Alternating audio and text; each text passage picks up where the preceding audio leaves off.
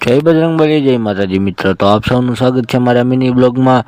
તો આજે પણ આપણે 4 વાગે ઉઠી ગયા અને આજે પણ આપણે જવાનું હતું યાર્ડમાં કામે.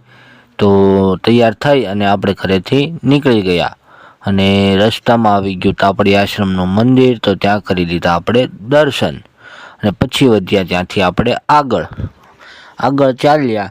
ત્યાં તો આપણે સામે જોયું ત્યાં યાર્ડનો ગેટ આપણને દેખાતો હતો.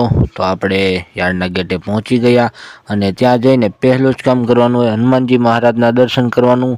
તો ત્યાં જઈને કરી લીધા દર્શન અને પછી વધ્યા આપણે આગળ. અને હવે આપણે જવાનું તો આપણા થડે.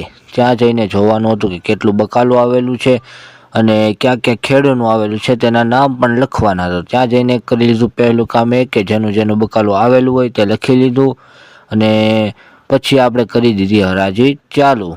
અને હરાજી ચાલુ કરી તમે જોઈ શકો છો મિત્રો કે આટલું બધું હજી બકાલું પડેલું છે અને હરાજી થઈ ગઈ છે ચાલુ.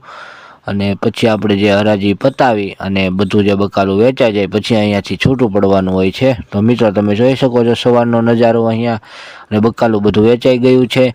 તો પછી આપણે છેલ્લે અહીંયા કામ પતાવી અને પડી ગયા અહીંયાથી છૂટા. તો જય